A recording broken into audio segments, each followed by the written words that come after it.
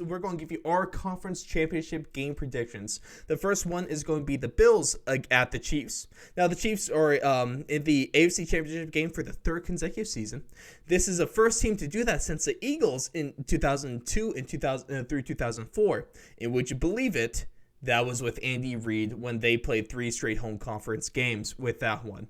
And so with this one, I'm full. This is the championship games I was pretty much expecting. And I'm going to give you the Bills in a 27 to a 20 point game with this one. Of course, Alex just had to leave because, hey, he just has some stuff to do. But I'm going to give you this one right here. It's going to be a close game. It's obviously it's 2 very, very good football teams. It's 2 teams with a lot of firepower offensively, but especially we just don't know if Patrick Mahomes is going to be there. There's optimism, but we don't know ultimately. But then, like we were saying earlier, that even if Patrick Mahomes was going to be playing in this game, I still like the Bills. I still love what their defense can do. Taron Johnson has just been blowing it up this year, and that defense has been playing solid with Trey Wyatt and those guys, and their run defense is able to get a little bit better.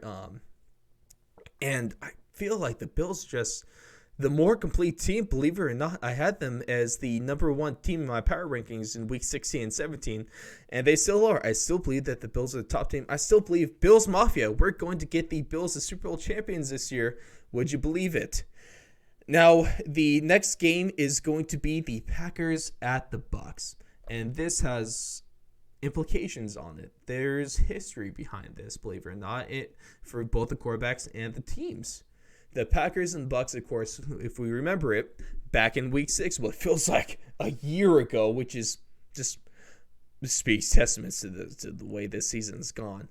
But, of course, they met in Tampa. We had the Packers get out to early 10-0 lead, and then we had Aaron Rodgers end up throwing 3 interceptions, and the Bucks put up 38 unanswered points to win that game 38-10.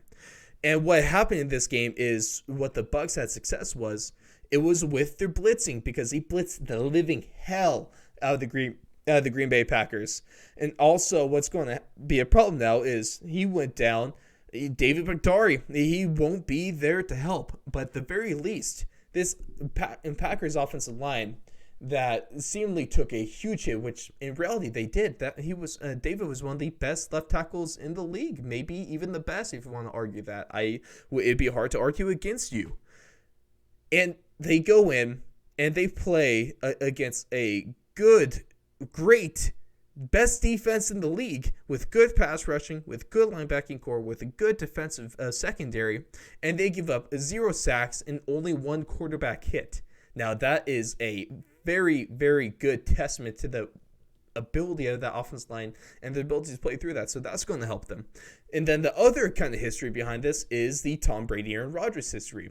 Overall, they've actually, believe it or not, only have met 3 times, because typically that's going to be sometimes in the regular season if they're lucky, or in the Super Bowl because AFC, NFC. But now, since Tom Brady's now in the NFC, he's able to do that. I mean, speaking about that real quick, Tom Brady has spent 1 year in the NFC, and he made it to the conference championship game.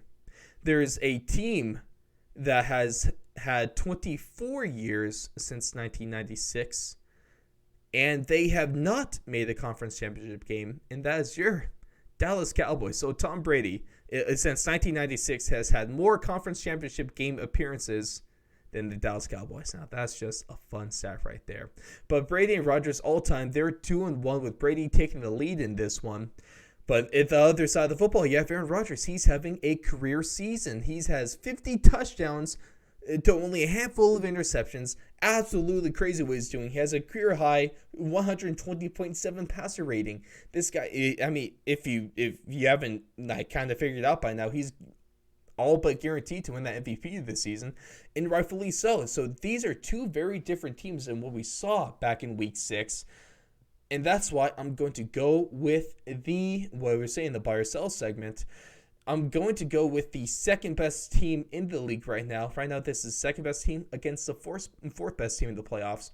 I'm going with the Green Bay Packers. They're going to take this game in another closer one It's going to be a final score of 24-20. 24-20. It's going to be a one score.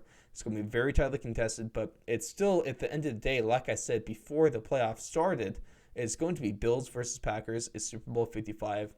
And you can book that. And since I've said that, it's not going to happen. It's going to be the Bucs versus Chiefs, and I'm just going to look like a fool. But hey, that's what I'm here for, ladies and gentlemen.